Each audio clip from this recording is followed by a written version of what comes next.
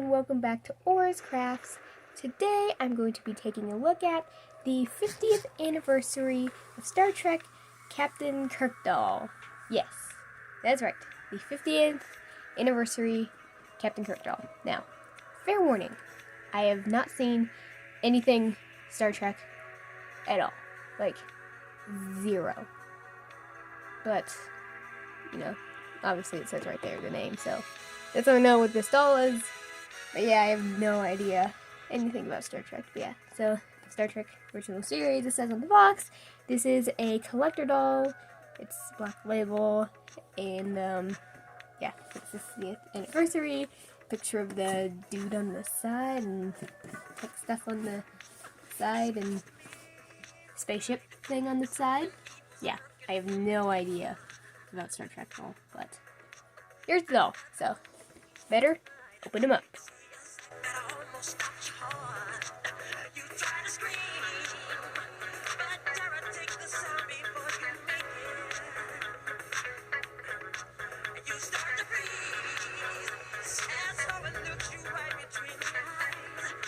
Okay, so here he is out of the box. That was actually a pretty easy doll unboxing because there wasn't any holes. There wasn't like any of those like plastic things that like tack the head in place to the plastic. There was none of that, so he has no holes in his head. Thumbs up for that. Great that he doesn't have any holes in his head, because it is annoying when you look at the back of his head and there's just some holes there, because I have like a fashionista, and yeah, and he has like a near bald hair thing, so yeah, holes are annoying, but he doesn't have that. And he had rubber bands holding in 2 accessories that I'm keeping, because I always like to keep the rubber bands that I can, because then I can use them on doll hair. Yeah, so there was 2 accessories, which we'll get shown in a minute. And the doll stand actually wasn't too hard to get out, because that box design was great, because it's just like a typical design for a box, I guess, but I don't know why, but that was actually really easy to get the doll stand out. I only had to only had to untape one flap. So, yeah, if I could get this. Okay, there we go. So he has a typical doll stand. So, I can get it. So, I can actually stand up in it. Come on. You know what? I don't really want to break this. Okay. You know what? Get it. Dude. Okay, I'm just going to sit him like that. I'm going to have him so he's sitting half like that, so he's still kind of securing him, but not all the way, so I don't break my doll stand. Yes, obviously came with a certificate of authenticity, so this is the Star Trek Captain Kirk doll. Put that to the side, there's plastic over there. So the 2 accessories he came with, I have no idea what they are, because I have never seen anything Star Trek. But, so this is some kind of gun type thing, which looks like a nail gun collided with a needle. To me, anyways, because I have no idea what this is, but it's obviously, I'm guessing, some kind of laser beamy gun thing. So, he was holding that in the package. If I position him in the right way, he could probably actually hold it without a rubber band. Yeah, he could also just keep the rubber bands on his hands. Ah, look at that. He can shoot someone in the face with that. Yeah, and then he came with this little pad thing, which I have no idea what this is, because this is just like a little pad thing. If I can get this to focus. Okay, so this is just a little pad thing. It has some buttons, like it's a red button in the center and some blue buttons on the sides. There's a little circle metallic thing, and there's some buttons down there, and it's metallic-y and shiny, and oh crap. Okay, so it's a black little box thing, and then it has a gold thing on top. And this actually thing closes down. So, yeah, I have no idea what this is. It looks like a wallet. If you flip it like this, it looks like a wallet with buttons. I have no idea. Ooh, maybe it's a phone. I have no idea. This is gonna be his Star Trek phone, because I honestly have no idea what this is. You know, it kind of looks like something that would like put a label on something in the store. I mean, right? I mean, is that just me, or is it anybody else seeing that? Because I think that totally looks kind of like what it looks like. Okay, he's not doing that anytime soon. Yeah, so very tiny stuff. And this has a nice metallic painting on the side, so... Okay, now I'm gonna take out all of his accessories and de-weaponize him. Yeah, because I have no idea what I'm talking about. Okay, so he has a gold shirt. I like this gold shirt because it's, you know, it's gold. It's like a gold fabric. Has a Star Trek symbol thing right there with a star thing with a really pointy side on it. And, yeah, and then he has nice detailing on his sleeve. I mean, look at that. Look at that gold lacy detail thing. I'm not exactly sure what I should call this part. Yeah. And then there's some gold pieces of like foil stuff, right? Like just that goes around. Really nice detailing. Really nice clean stitching. Oh yeah, he has a black collar that's kind of shaped in like a really deep V or low V. He has, yeah, and then, yeah, closes with Velcro on the back, and then his pants, I'm going to take up off the stall stand, he has black pants that, yeah, close in the back with Velcro. They look like a nice fit, and then they go down, but at the bottom, look at this detail, they have little A's in them, so I guess he must be an A+ student. Yep, that totally is what I'm going to go with. Yeah, he has that little A detailing, fringy thing at the bottom, and he wears some black pointy boots that have just a teeny bit of a heel thing. Or, yes, it is a heel. He also has brown eyes, neutral look, and some, sandy brown hair. Like sandy blonde brown hair. Yeah. Yeah. He's looking kind of serious. He's not too happy right now. Well, maybe he's happy, he just doesn't smile. Yeah, he's gonna be happy. He's gonna be a happy doll. But no, so, here he is. Obviously, he's Captain Kirk from the box. And if you're wondering about the articulation, yes, he's fully articulated, so he can turn at the neck. So fully articulated there, like side to side, and pivot and stuff. And then he can rotate at the shoulder, bend at the elbow, one hinge there. He can move at the wrist, turn all around at the wrist. Well, actually, turn like that. Has curved fingers. Then he can move at the hip, bend at the knee. Let's see. Wait. Oh no! He has cardboard around his knees. One second. Okay, I got the cardboard off. It's actually tissue paper with tape. So it's actually not cardboard, so yeah, that's interesting. It's tissue paper.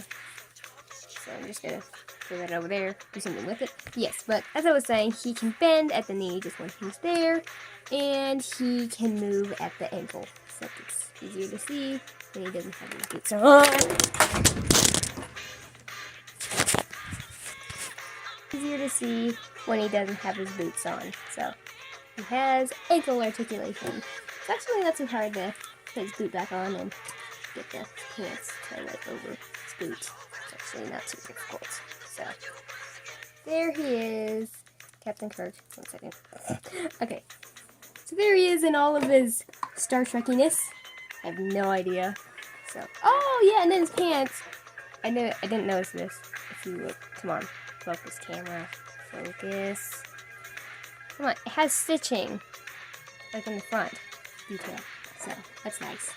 So yeah, he's fully articulated, and I need him for a different purpose. Now, if you just want the doll set, like just nothing done to it, that's awesome. But however, I'm gonna do a little something different. Today is not only a review on the Star Trek doll, but it is also a video for making a main character from the awesome show Supernatural. Yes, he is going to be turned into, can you guess who it is? Can you guess? Can you guess? Can you? Castiel. Yes, Castiel the Angel.